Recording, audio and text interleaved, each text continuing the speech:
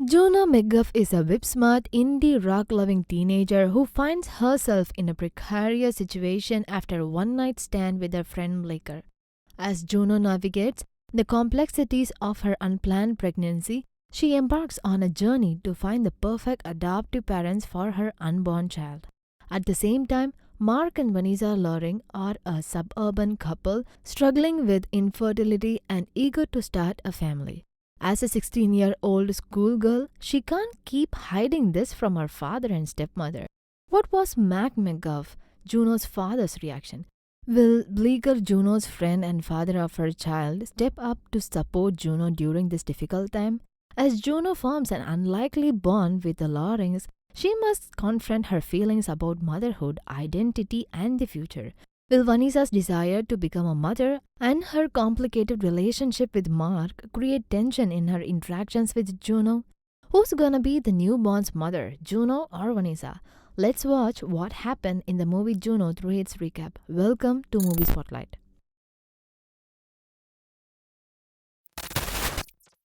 Juno McGuff, 16, a high school student in Minnesota, is the kind of girl who doesn't care what other people think of her and beats to her rhythm. After having a single sexual encounter with her best friend Polly Bleecker, she finds out she is pregnant. They had sex in her chair one day after giving it to their need to explore each other's bodies. Juno purchases a pregnancy test kit from Rollo, the convenience store employee, and uses lavatory to verify her pregnancy. Juno's closest friend is Leah. Leah assists Juno in removing the chair and placing outside Polly's house. She informs Polly that she is pregnant when he returns from his morning exercise. Startled, Polly inquires as to Juno's intentions. Although Juno and Polly like each other, they don't consider themselves exclusive partners, much less as being prepared to start a family with a child.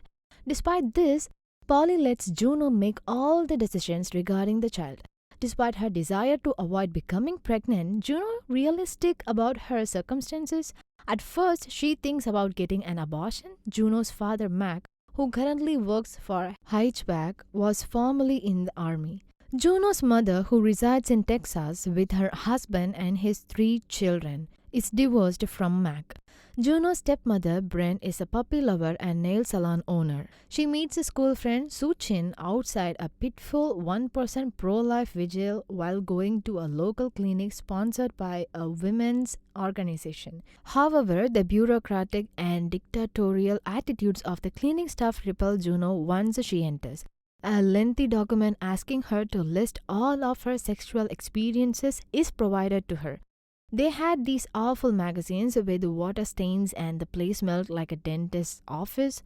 She feels that the term sexually active minimizes the intensely emotional experience of becoming pregnant, which is why she is especially outraged by it. Because of everything, she ultimately finds that she cannot follow through on that decision. She therefore decides to have the baby and place it for adoption.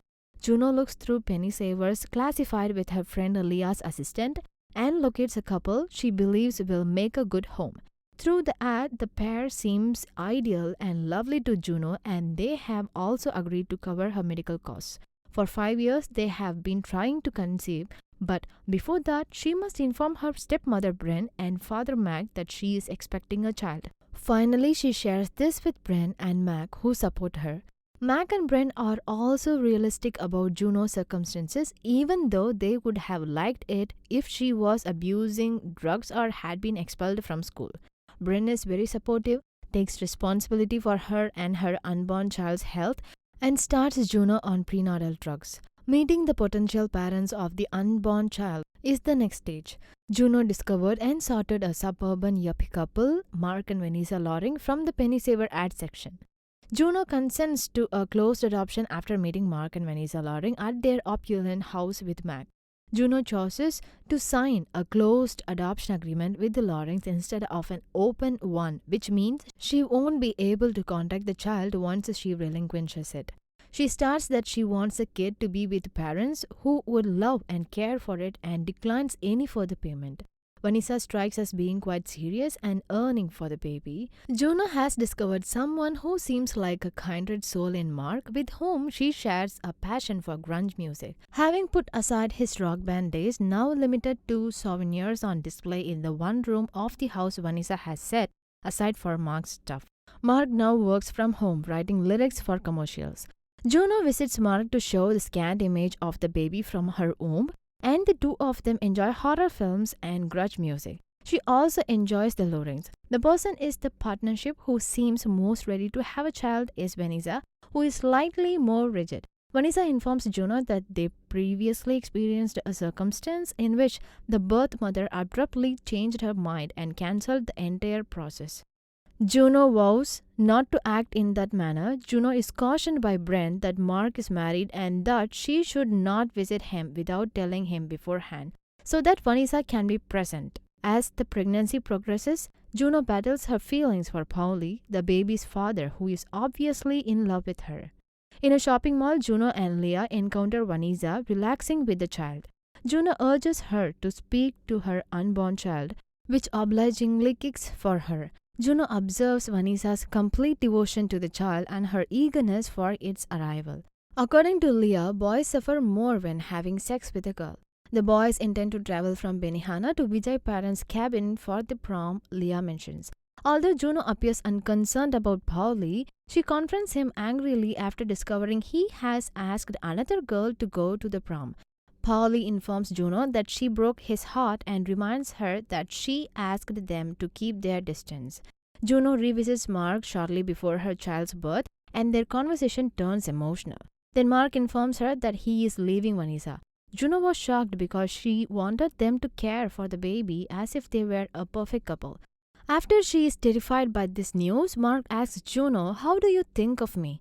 Since Juno just considered Mark a friend, this question surprises her. When Vanessa gets home, Mark informs her that he still has things he wants to be before becoming a father. After witnessing the dissolution of the Loring marriage, Juno drives off and sobs on the side of the road. She leaves a note at Loring's house and departs again when they answer the door. Disappointed, Juno meets her father and shares her worries. Juno asks if it is possible for two people to stay happy together forever. Mark says, "This is not easy, that's for sure. I don't have the best track record in the world, but I have been with your stepmother for 10 years and I am proud to say we are happy." Mac adds that, in his opinion, the best thing to do is find someone who loves them for exactly what they are. Following a sincere conversation with Mac, Juno acknowledges her love for Polly. When Juno tells Polly that she loves him, Polly's behavior makes it evident that he feels the same way. Shortly after, Juno goes into labor and is taken to the hospital where she gives birth to a boy. Because of Polly's track meet, she had purposefully kept it a secret. When Polly arrives at the hospital after noticing her absent from the stands, he discovers that Juno has given birth to their son and consoles her while she sobs. As a single adoptive mother, Vanessa happily claims the newborn son when she arrives at the hospital. Juno wrote, "Vanessa, if you are still in, I'm still in." Vanessa has framed the note and placed it on the wall of the baby's new nursery. As the movie ends, Juno and Polly are seen kissing, playing guitar, and singing together in the summer.